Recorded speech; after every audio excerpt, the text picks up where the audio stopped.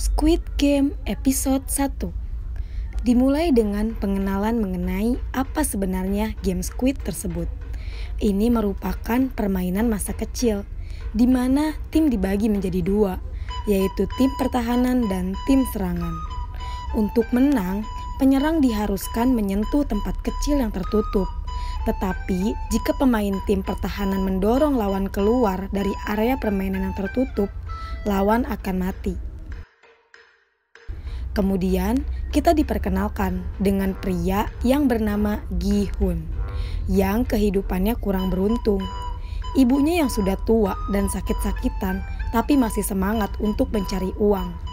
Dan Gi-hun mencuri uang ibunya untuk bertaruh pada kuda. Hal ini beresiko, namun kelihatannya Gi-hun berhasil memenangkan 4,5 juta won.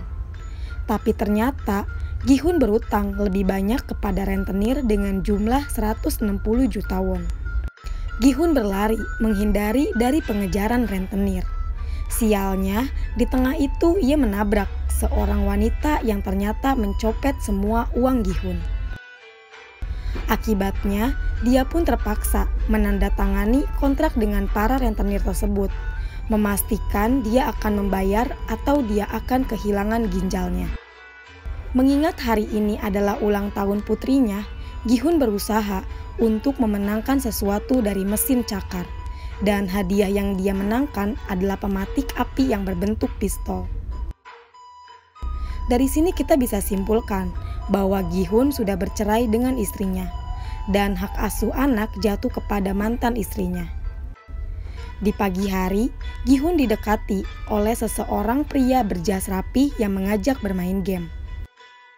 Jika Gi-hun menang, pria itu akan membayar 100.000 won. Jika kalah, Gi-hun harus menyerahkan jumlah uang yang sama. Tapi faktanya, karena Gi-hun tidak memiliki uang, sehingga jika Gi-hun kalah, harus membayar dengan tamparan yang keras pada wajahnya. Hal ini memancing Gi-hun untuk pindah menuju ke game yang lebih besar dan tentunya hadiahnya lebih besar. Melihat kehidupan Gi-hun yang berantakan, selain memiliki hutang kepada rentenir, dia pun juga berhutang kepada bank senilai 250 juta won.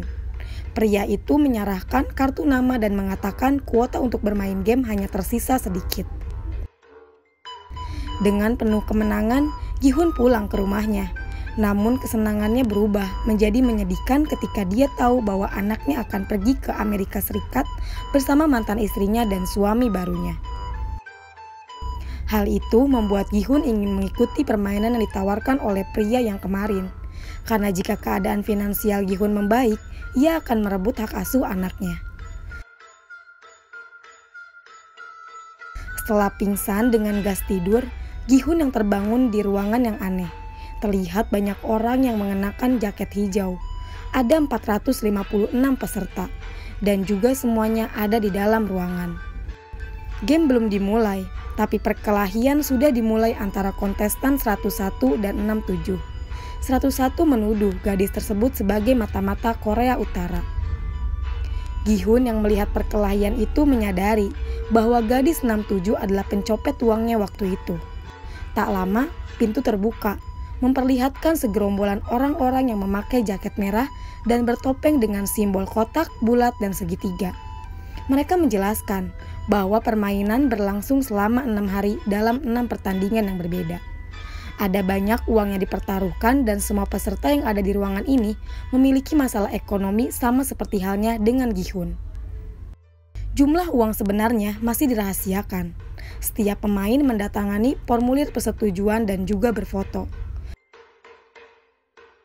Semua pemain menuju tempat permainan dengan menaiki tangga berwarna-warni. Para pemain dipaksa berdiri di belakang garis putih.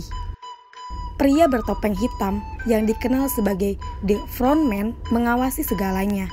Dia menyaksikan semua hal yang terjadi di banyak monitor. Game pertama yaitu lampu merah, lampu hijau. Robot gadis raksasa berdiri di sisi lainnya di lapangan besar dan terdapat tembakan yang siap door. Tembakan itu akan bergema untuk siapa saja yang tidak dapat mengikuti. Pada dasarnya, aturan mainnya adalah para kontestan harus berpindah dari titik A menuju ke titik B selama lampu hijau. Pada saat lampu merah, Jika ada yang bergerak, maka mereka akan tersingkir yaitu ditembak mati. Ketika tembakan pertama untuk mengeliminasi pemain yang bergerak, para pemain lainnya ketakutan.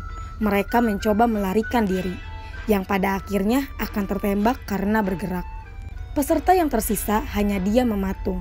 Sampai pada akhirnya pemain 001, si kakek tua, memberi clue dengan berjalan ketika boneka itu madep belakang.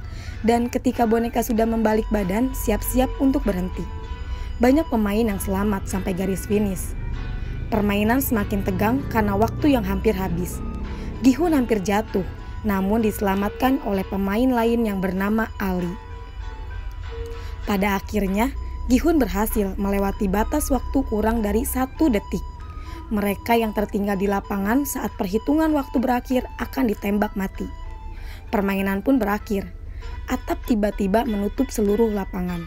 Ternyata permainan ini diadakan di sebuah pulau dan sepertinya tidak ada jalan keluar bagi mereka. Film pun bersambung. Kalau penasaran, kita lanjut ke episode kedua. Bye-bye.